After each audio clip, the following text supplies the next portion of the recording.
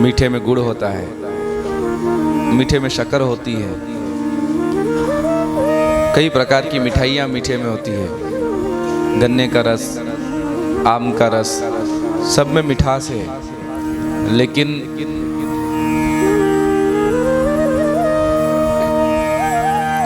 श्रीमद् भागवत के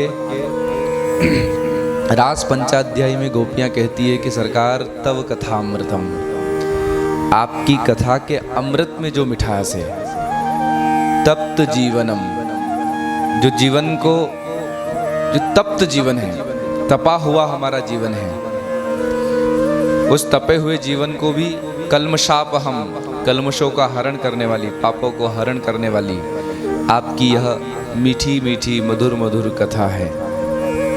जानकी जी भी अशोक वाटिका में बैठी बैठी बस राम जी से यही कहती है कि हे नाथ,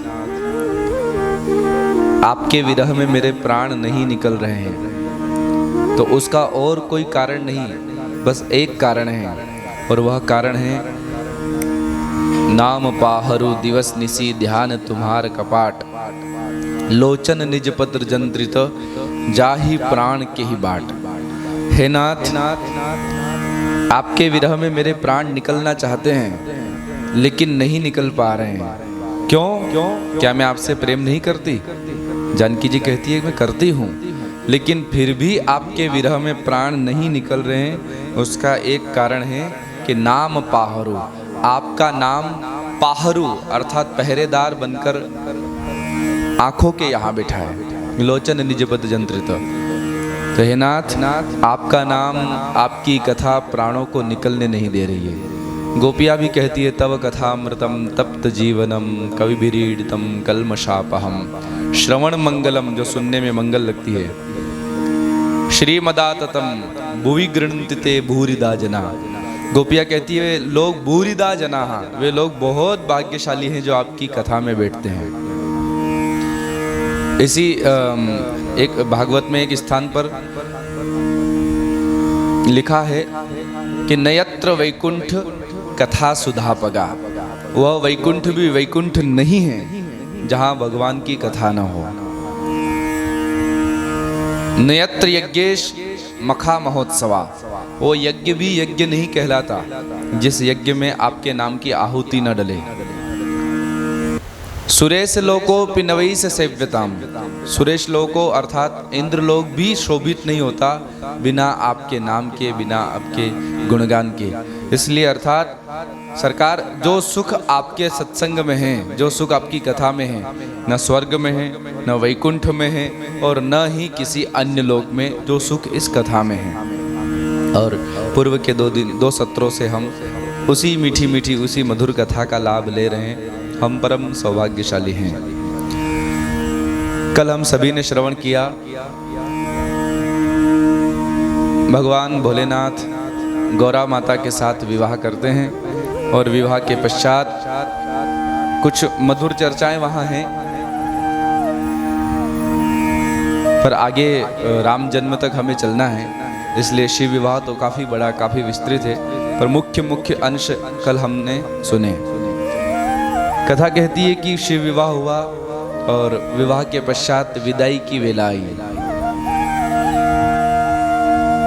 माँ गौरा शिवजी के साथ नंदी पर बैठ करके, और जैसे ही हिमाचल नगरी से विदा होने लगी, महाराज हिमाचल और माता मैना की आंखों से आंसुओं की धार बह निकली।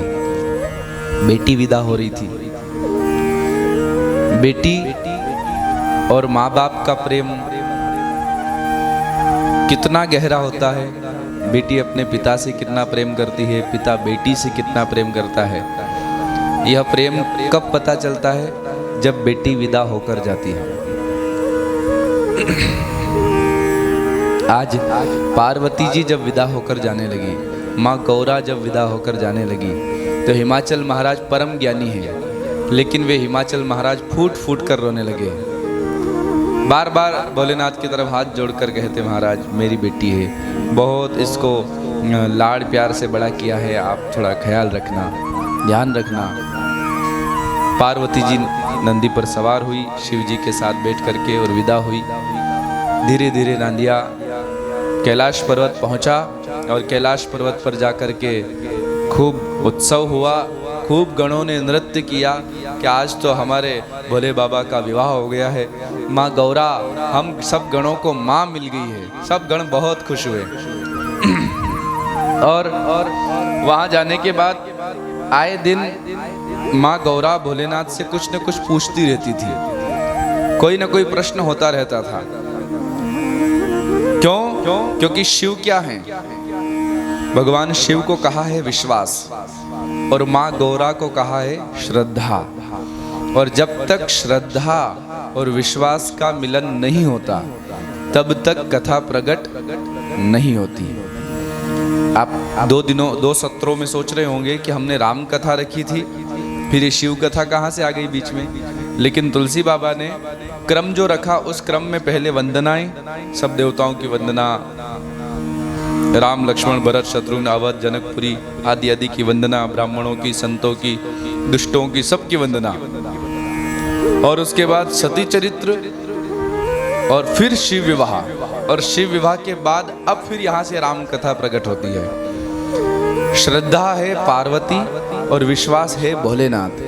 और जब तक श्रद्धा का और विश्वास का मिलन नहीं होता तब तक राम कथा प्रकट नहीं होती। आप कथा में बैठ जाओ पर श्रद्धा नहीं है तो आपको कथा सुनाई नहीं देगी। सुनाई भी देगी श्रद्धा से, पर वक्ता के प्रति विश्वास नहीं है, वक्ता की बातों पर विश्वास नहीं है, कथा पर विश्वास नहीं है, तो भी कथा समझ में नहीं आएगी, तो भी कथा हृदय में नहीं बैठेगी। इसलिए दोनों का होना जरूरी, कथा के प्रति श्रद्धा और कथा में विश्वास, वक्ता के प्रति श्रद्धा और वक्ता में विश्वास, ये दोनों नहीं होंगे तब तक कथा प्रकट नहीं हो सकती। आज भोलेनाथ, और मैं तो धन्यवाद देता हूँ माँ पार्वती को, बार बार प्रणाम करता हूँ। क्यों? क्योंकि यदि माँ पार्वती नहीं होती तो आज हमें राम कथा सुनने को शायद नहीं मिलती, खुले आसमान के नीचे रहकर। कैलाश पर्वत की, कैलाश मानव सरोवर की उत्तुंग शिखा पर उतनी ठंड में रह करके भी माँ पार्वती ने इतना सहन करते हुए भी यदि राम कथा संसार को किसी ने दी है तो वो है माँ पार्वती ने। एक दिन माँ पार्वती ने देखा कि भोले बाबा बढ़िया आज सहज रूप में बैठे हैं, भोलेनाथ को सहज रूप में बैठे हुए देखा तो माँ पार्वती सामने बैठ गई और सामने बैठकर प्रश्न पूछा। क्या प्रश्न? कथा जो सकल लोक हितकारी, सकल लोक, पार्वती जी क्या पूछ रही? मेरे लिए नहीं, जो सभी का हित करने वाली हो। कथा जो सकल लोक हितकारी, सोई पूछन चह शैल कुमारी। राम सिया राम, सिया राम जय जय राम, राम सिया राम, सिया राम जय जय राम। हो जो मोह पर प्रसन्न सुख राशि, जानिय सत्य मोहिनी जदासी। राम सिया राम, सिया राम जय जय राम, राम सिया राम, सिया राम जय जय राम। ओ तो प्रभु हरहु मोर अज्ञाना, कही रघुनाथ कथा विधि नाना। राम सिया राम, सिया राम जय जय राम, राम सिया राम, सिया राम जय जय राम, राम सिया राम, सिया राम जय जय राम, राम सिया राम, सिया राम जय पार्वती जी ने भोलेनाथ को देखा कि आज प्रसन्न बैठे हैं, पूछने का अवसर अच्छा है। माताओं को भी मौका देखकर पूछना चाहिए कि पति का रुख ठीक है या नहीं। रुख अगर गड़बड़ है और आपने पूछ लिया कुछ, तो फिर क्या पता किधर का गुस्सा किधर उतर जाए। इसलिए रुख देखना जरूरी है कि इनका रुख, इनका मूड, आज की भाषा में कहें तो मूड ठीक है या नहीं। पार्वती जी ने आज देखा कि बैठे सहज ही शंभु कृपाला, सहज भावना से भोलेनाथ बैठे हैं, तो पार्वती जी ने सामने आसन लगाया और भोलेनाथ से प्रश्न किया, स्वामी जो मोह पर प्रसन्न सुख राशि, यदि आप मुझ पर प्रसन्न हैं, इस दासी पर प्रसन्न हैं, जानिए मोहि सत्य निज दासी, यदि मुझे अपने दासी भी मानते हो तो प्रभु हरहु मोर अज्ञाना। आज वो पुरानी बात निकाल दी, सती का जब अवतार हुआ था उस जन्म की बात। तो प्रभु हरहु मोर अज्ञाना, मेरे में अज्ञान है। कौन सा अज्ञान? कि आपने पिछले जन्म में कहा था कि ये भगवान है, पर मैं नहीं समझ पाई। जाकर परीक्षा ली, भगवान का इंतजार करना चाहिए, प्रतीक्षा करना चाहिए, मैं परीक्षा लेने पहुंच गई। इसलिए वो अज्ञान था मेरा, मैं मानती हूँ, लेकिन इस बार मेरी प्रार्थना ये है कि तो प्रभु हरहु मोर अज्ञाना, मेरे उस अज्ञान का हरण कीजिए। और कही रघुनाथ कथा विधि नाना, उन रघुनाथ जी की कथा मुझे सुनाइए कि वो वन में क्यों भटक रहे थे। यदि वे भगवान हैं तो पत्नी की याद में क्यों रो रहे थे, और यदि वे भगवान हैं तो रावण हरण करके ले गया तो उन्होंने जहां खड़े थे वहीं बैठे बैठे रावण का वध क्यों नहीं किया? क्यों? क्योंकि राम जी वो हैं जो ब्रकुटी विलास सृष्टि लय होई, जिनकी बाहों टेढ़ी करने मात्र से सृष्टि में प्रलय आ सकता है। तो क्या वो बैठे बैठे रावण का वध नहीं कर सकते थे? कर सकते थे, फिर क्यों नहीं किया?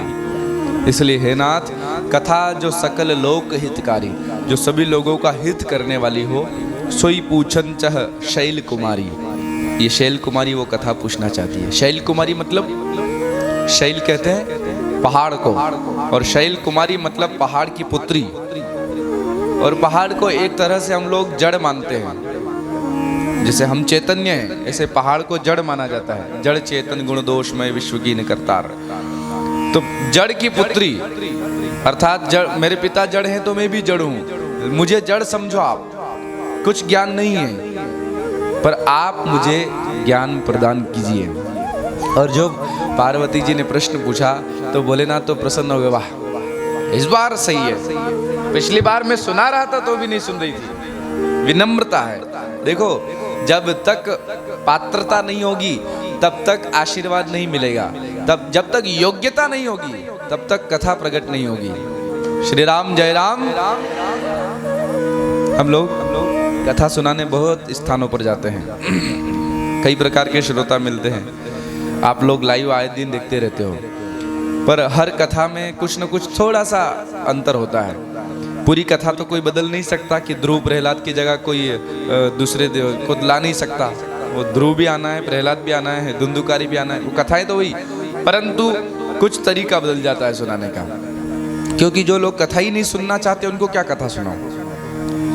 पर जो सच में कथा के श्रोता है, वहाँ फिर बाहर की कोई चर्चा याद ही नहीं आती, फिर तो वहाँ कथा से मीठा कुछ हो ही नहीं सकता। श्री राम जय राम।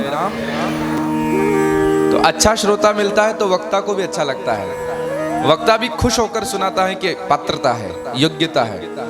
आज भोलेनाथ को पार्वती जी मिली कि ये इतनी अच्छी श्रोता है जो क्या पूछ रही है, कथा सुनाइए।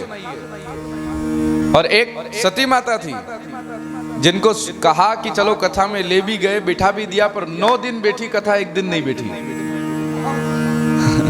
कथा में 9 दिन बैठी, पर कथा उनके अंदर एक दिन भी नहीं बैठी, कुंभज ऋषि के द्वारा। अच्छा, नहीं सुनी कथा कोई बात नहीं, पर पति की बात पर तो विश्वास होना था कि ये भगवान है, प्रणाम करो। विश्वास तक नहीं किया, तो न श्रद्धा न विश्वास। और इस बार पार्वती जी में श्रद्धा भी है और पार्वती जी भोलेनाथ पर विश्वास भी कर रही कि आप जो सुनाओ तो प्रभु हरहु मोर अज्ञाना, मेरे अज्ञान का हरण करो। भोलेनाथ ने धन्यवाद दिया। धन्य धन्य गिरिराज कुमारी,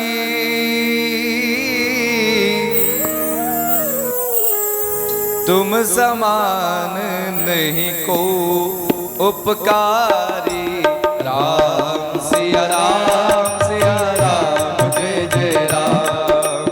राम सिया राम जय जय राम। पूछे हूँ रघुपति कथा प्रसंगा,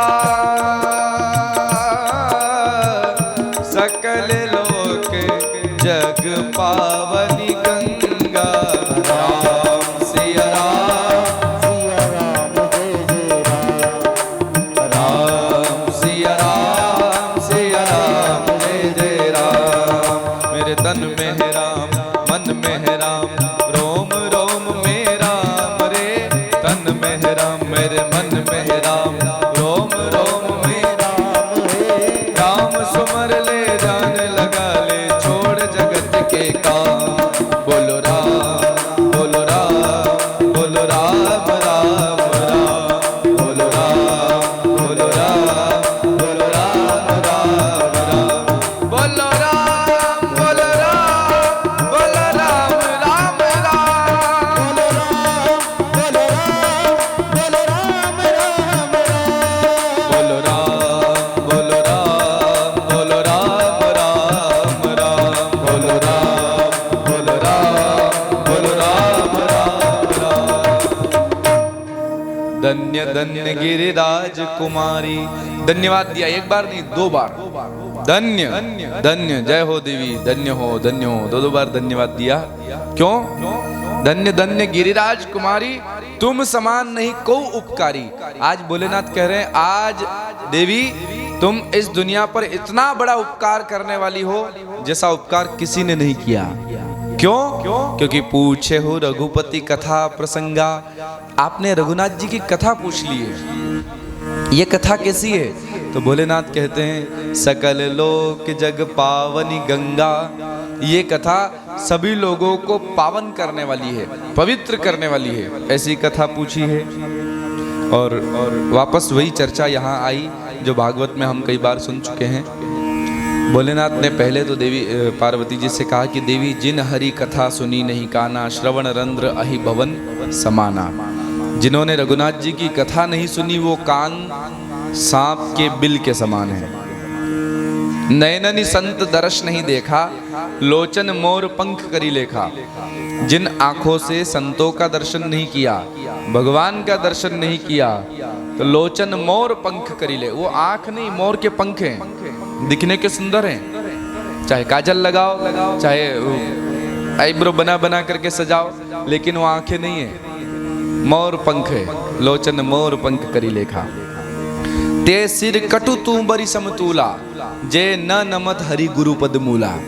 वो सिर नहीं है, भोलेनाथ कहते हैं कि वो कड़वा कद्दू है। कद्दू जानते हो? काशी फल, कोरा कद्दू, कोड़ो क्या बोलते हो? कोबरा, कोहे, गंगा फल। हाँ, गंगा फल। आप गंगा फल बोलते हो, ब्रज में काशी फल बोलते हैं, कहीं कद्दू बोलते हैं, कहीं कोरा बोलते हैं, डिफरेंट नाम है, पर है एक ही चीज। तो ते सिर, उसमें भी गंगा फल में भी एक कड़वा गंगा फल आता है, थोड़ा और थोड़ा सा चखा, अरे ये तो कड़वा निकल गया, इसकी सब्जी नहीं बन सकेगी। भगवान महादेव कहते हैं, देवी जो मस्तक भगवान के चरणों में नहीं झुकता, जो मस्तक संतों के चरणों में नहीं झुकता, वो मस्तक कैसा है? वो कड़वे गंगा फल के जैसा, कड़वे कद्दू के जैसा। ते सिर कटु तुंबरी समतुला, तुंबरी उस कद्दू को ही कहते हैं। जे न नमत हरि गुरुपद मूला, जो गुरुओं के चरणों में झुकता ना हो, जो संतों के चरणों में, भगवंत के देवताओं के चरणों में न झुकता हो, कड़वे कद्दू के समान। और जो नहीं करही राम गुण गाना, जीह सो दादुर जीह समाना। जो जीव राम जी का गुणगान नहीं गाती, प्रभात फेरी में तो आ जाए, लेकिन श्री राम जय जय राम, श्री राम जय जय राम नहीं बोलती, वो जीव नहीं है। वो क्या है? मेंढक की जीव है, क्या काम मेंढक का?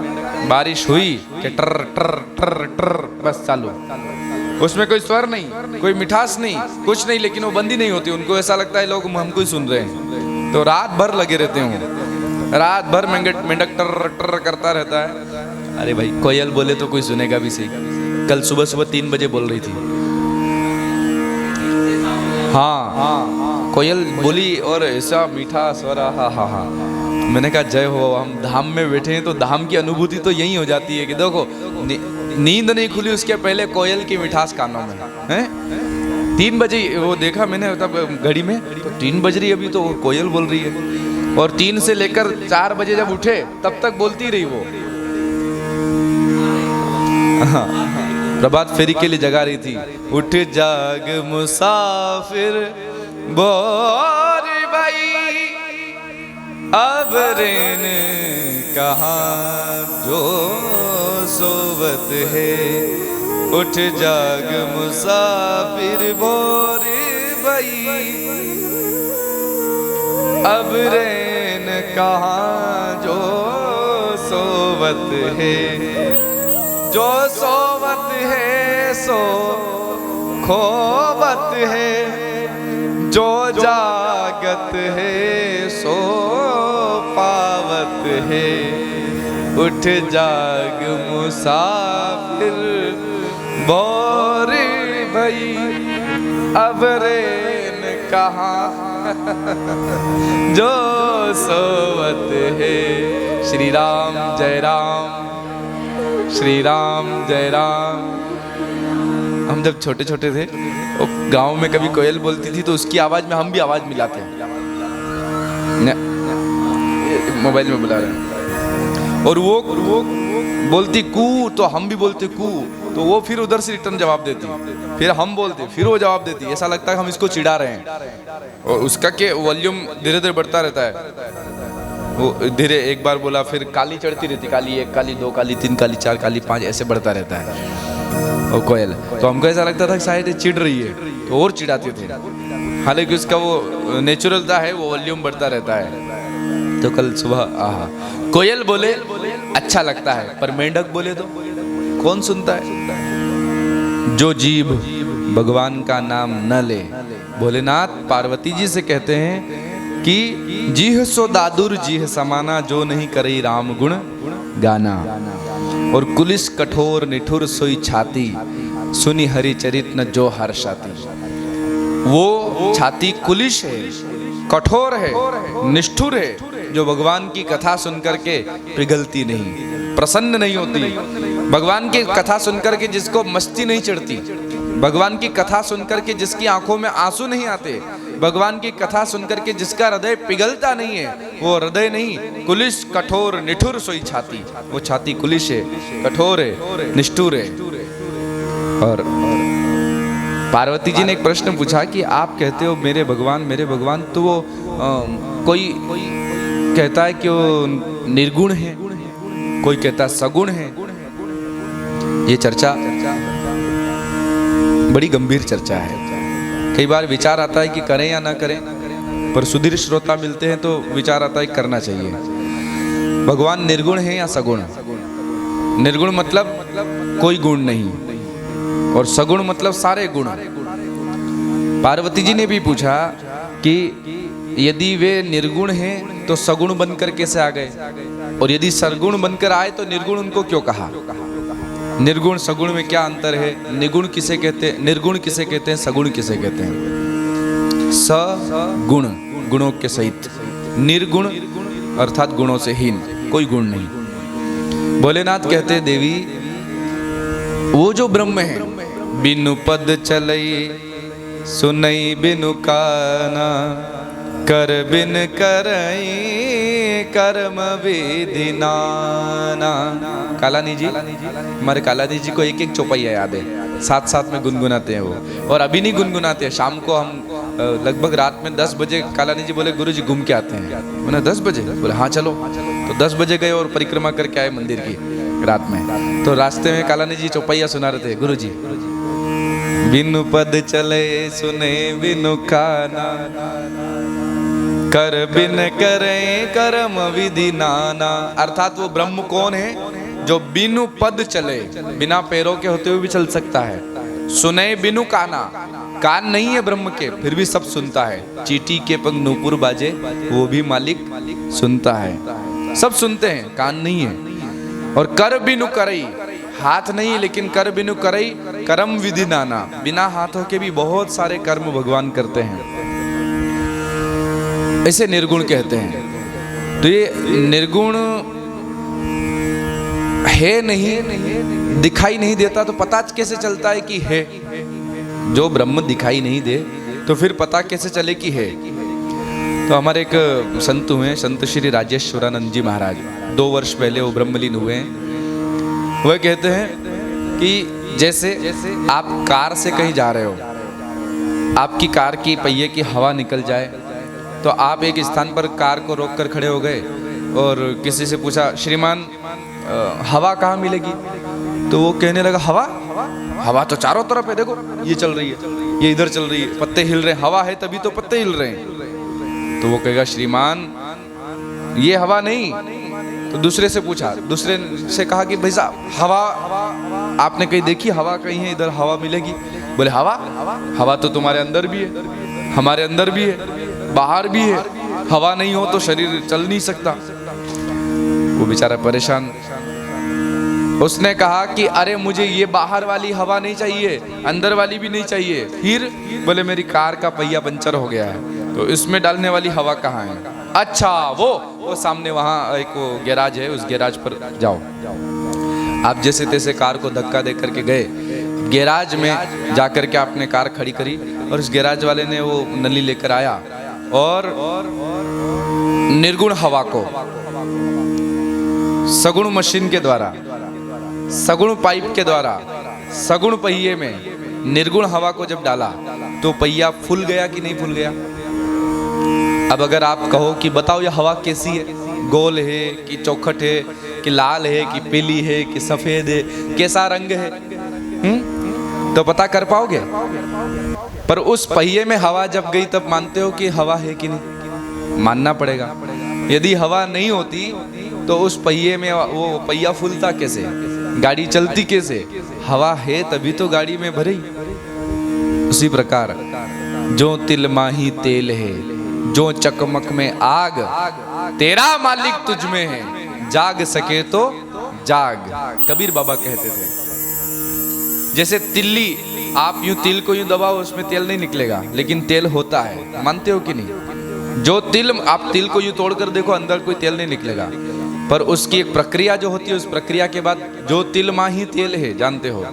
जो चकमक में आग, एक पत्थर आता है चकमक पत्थर, उसको यूं यूं करते हैं ना तो उसमें से आग निकलती है। अब कोई ऐसा नहीं है कि उसके अंदर आग भरी हुई है, लेकिन आग उसके द्वारा उत्पन्न हो सकती है। जो तिल माही तेल है, जो चकमक में आग, तेरा मालिक तुझ में है, जाग सके तो जाग। वो ब्रह्म निर्गुण है, दिखाई नहीं देता लेकिन आपके अंदर है, मानो। जैसे पानी, आपसे हम पूछे कि पानी कैसा होता है? गोल होता है, चौकोर होता है, तिकोना होता है, षटकोना होता है, लाल होता है, पीला होता है, काला होता है, कैसा होता है? तो आपका क्या उत्तर होगा? जल निराकार है। और दूसरा उत्तर यह होगा कि जिस